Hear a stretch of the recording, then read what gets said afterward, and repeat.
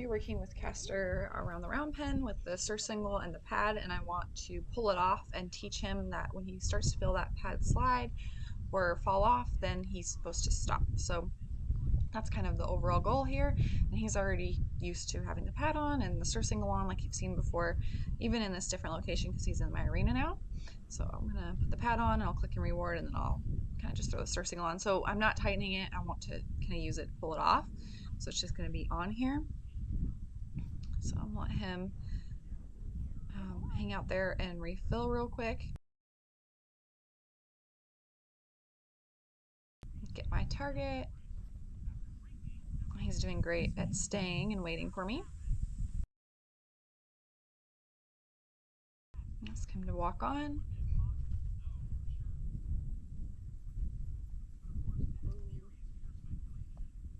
And I ask him to stop, and I stop moving the target so that he has something to follow and has that like a point of reference that he's stopping now.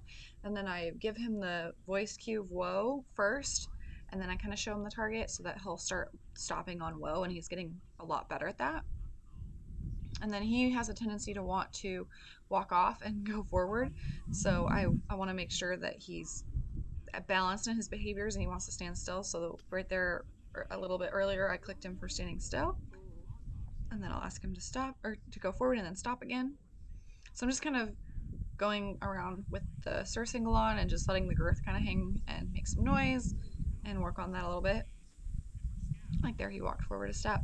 It's okay. I would watch and make sure because like I'm looking at something else and not really paying attention. So I probably should have fed him back a couple steps back where he originally was, to just not get him going forward. But it's all right. I can just reward him for standing still too and just balancing that. So I asked him to go forward here. This looks really nice. He's a little bit ahead of me here. And there he backs up. Like he kind of gets the girth caught on that pole there and is excellent. So I really like that he's moving and it's not a big deal. And I like this, like it fell onto the rope there and he's just like, okay, like that's perfect. Like I just used the little Velcro strap on my pad and just pulled it off. And as soon as it started slipping, he stopped. And so I clicked there and then I'll give him a reward. So I would be careful if you're using an around the round pen that you make, like the one I have here. Like this is just like hot wire that's not hot, it's just rope basically, with little poles. Like if your horse lives in an electrical fence, like they're gonna probably be afraid of it because they've been shocked by it. Castor is not really afraid of it.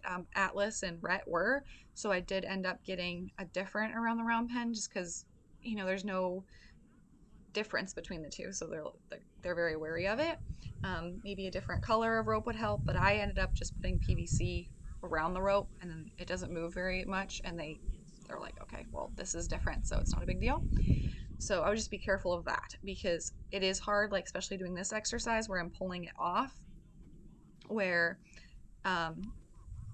the saddle could fall on it or at least hit the rope like this again, and it kind of got scared a little bit, which is okay for him because he's quite brave, but it can really scare another horse. So be sure, like even if you're not even doing this exercise, you're just doing a different exercise with the around the round pen with a rope, that your horse is not afraid of it because that's going to set you back quite a bit. So make sure he's cool with whatever. And especially with this, like I'm not worried if he's a little worried about the rope that's identical to the one that shocks him. Like that makes sense. Like he's going to generalize that. So I'm not worried about necessarily fixing that. I'm just going to set up the environment for him.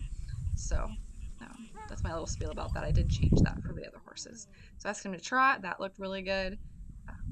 He's cool with that girth hanging down. Like you don't necessarily have to do that. Like I like to do this just thrown in with pulling the pad off of him because I like the added of the girth just kind of swinging like there. It gets caught on a pole and I clicked and that was perfect timing. Like I just want things moving around on his back and falling halfway off and making noise and just doing all kinds of things before I actually get on and ride him. So this is just another way to do that, but he's being fantastic. Like with Atlas, I would definitely have to take more time and space it out. Like if it got caught on there, like he would be quite afraid. So make sure that you're going at the pace your horse needs, each individual one. So he had a nice trot transition. I click and go into the trot. And then I didn't balance him out well enough here. As you can see, he's deciding to leave. He's like, okay, like he tried it twice. He was like, well, I'm gonna go off some more. So knowing that now, I would have, as soon as he stopped and I have him in a standstill, I would click and rapid fire feed and reward to really balance that behavior out to where he's getting more rewards for standing still than he is going forward. So at the time, I did not know that, so I just kind of give him a pause and then did some more trotting, which is not going to help my going forward without being cued. But yeah, you live and you learn. So that's a mistake if you're um, having that with your horse. Then that's the solution.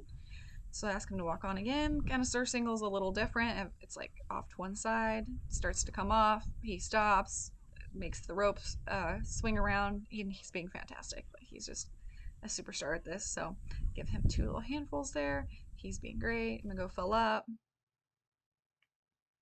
And then I should have given him a stay cue here too, because I just walked away. Be careful with that, because clicker trained horses can be like wanting to follow you a lot, and then they don't understand when the food leaves and they can get frustrated. So I like to teach a stay cue.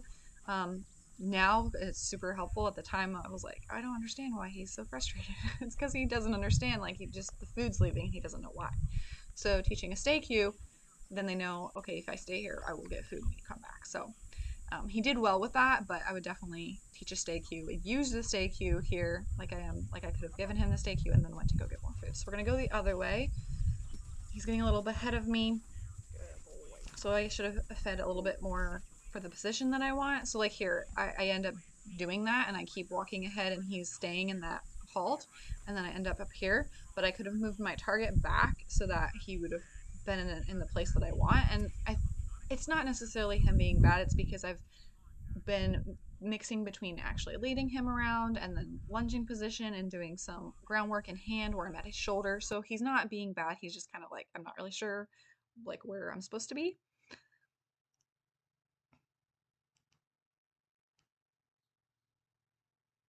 And he's being great here. So I'm like taking a picture of the sky and like doing stuff. But it's important when you're, again, with the clicker trained horse, click and feed while he's being good. Like here, I'm paying attention to something else, but I'm like, okay, well, he's waiting for me and being good, so I need to reward that. So don't just completely ignore your horse. Like, do something for a few seconds, click feed. Then go back to do something for a few seconds, click feed. And then you can increase that amount of time to where you're doing something else and then he's also waiting. So I wouldn't say don't get distracted. I would say like plan on your distractions. So like if I need to talk to someone for a second, I could say a few things, click feed my horse. You're gonna have to do a bit of multitasking. So like if I need to answer a text, I can do that and then click feed like for him waiting for me. So that's important. There he's blowing past me because I haven't worked on that standstill as much. And once I did that and rewarded him for standing still as much or more than going forward and actually balanced out the behaviors, this just went away. So but here I'm just kind of giving him a pause, and then I should have clicked and fed while he's standing still. There we go. So I should have probably done it a little bit sooner, but I do end up doing it. So that's super important, is the balancing of the behaviors. Trust me, you can see what happens when you don't. There he goes again, and he's just off doing his own thing there. Because he's like, oh, I'm supposed to be going over here. Like, you're not going fast enough. So just kind of giving him a break here, and then I'll ask him to come back here in a second. But we don't want all these, like, this isn't a clean loop. I'm not doing the behavior that I want, like asking for the behavior, doing the behavior, and then clicking. I'm getting a different behavior. So we don't want those. You don't want to practice all these unwanted behaviors. So I had him halt here because he's going in front of me. And again, I should have fed in the position that I wanted. So I should have pushed my hand back, had him take a few steps back, and fed there. So I can still click the halt and then feed for a few steps back where I want him to be. So again, I'm gonna go on my phone here, and I need to click and reward him for standing and waiting. So I should have clicked earlier because he's gonna start offering me things. Like he was kind of doing like a head turn a second ago. So I should have clicked and fed. I waited a little bit too long there to reinforce him staying still. And again, this is still fairly early on, and I'm still obviously not doing everything perfectly.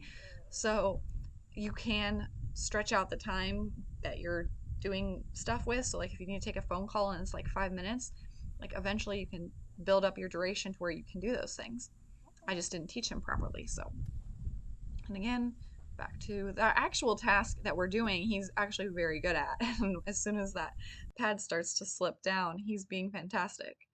And it's just kind of chilling on his leg here, but and he's exploring it, which is all good signs. Like he's very curious. I should have given him that stay cue so that he doesn't do this and wander around, and he just doesn't know. I didn't give him any clarifying cues, so he's just like, maybe I should stand over here, maybe I should go over here, and then that causes frustration. So we want to minimize the frustration as much as possible.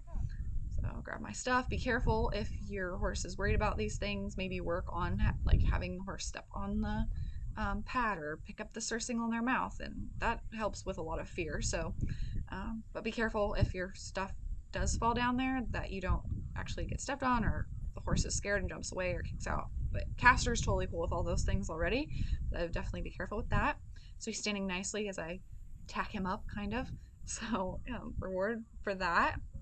And then reward again there. He's standing nice and relaxed. He's putting his head down. That looks really good. Ask him to walk on. That looks really nice. And slides off. And fantastic. And he's got a little jump there. That's okay. I would be wary of that. Like, make sure that I don't do too much of that where it increases. I'd say his jump's about the same, and I'm rewarding him because he's doing a little jump spook, and then he's just standing there. So I'm rewarding that. Okay, you got scared, but you didn't run off and get like go to the next level with their behavior. Like it didn't increase. He just stopped and he spooked in place. And then I want to reward that because horses are going to spook. That happens. And I want that if that does happen, I want the spook in place. And so I'm rewarding that. And the standing looks really good. So overall, the major lesson that I was doing with pulling the surcingle off and having him stop when it comes off looks fantastic. Really, the other lessons that we need to work on mostly here are balancing out the stand, and then that's pretty much it, because balancing out the stand and then feeding for position, because when I balance out the stand, he's not going to start taking off in front of me. So I'll kind of solve my problem with that, but in the meantime, to also fix it, it's going to be balance or feeding for position and putting him back. And you'll see that in later videos, because again, I'm talking from the future and critiquing these videos, and now I know more than I did then. But like, you don't have to be perfect to be successful. Like, he is progressing. We have a little bumps that we can fix out, but he is doing well. So this is much better. I am feeding a lot more just standing. So that looks good. And it's good that I recognize, like, okay, these are problems. Like, he's walking off and I don't want him to. I need to work on standing instead. Again, I should have been feeding more here because I've let too much time go by. So before he walked off there, he was turning his head, he's looked at me, turned his head again, then he stepped off. He wasn't sure. I wasn't telling him what it was that I wanted him to do. So I can teach him a cue for calm default, or I can teach him a cue for whoa to stop and stand, or a cue to stay. It depends on what you want. So at this point, I want him to know that whoa means stop and stand until I give you another direction. So that could be 2 seconds, it could be 5 minutes, it could be whatever. I want whoa to mean stop and stay there until I give you another direction. So if you want whoa to mean something else, then I would train it that way, but that's what I would want. But I haven't built up the duration long enough yet. I've left too much time, and then I'm going to get other unwanted behaviors in there. So I'm just not having a clean loop, because I'm getting, instead of getting, okay, I say whoa, he stops and stands, and then the amount of time goes by that I want, I click feed. I'm saying whoa, and then I'm not feeding it and soon enough, and I'm getting these head turns.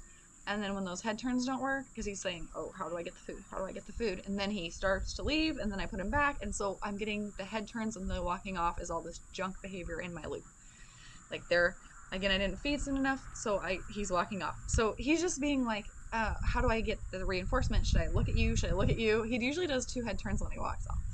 So now that I watch it, he's just asking what he can do to get the reinforcement, and I'm just really not paying attention that much.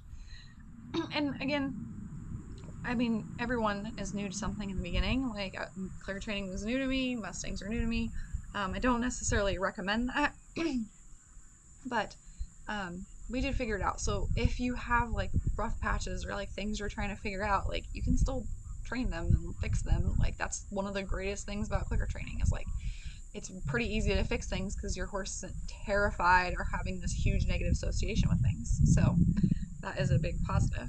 So I should be rapid fire here. Click feed, click feed, click feed. I'm just again leaving too much time in there.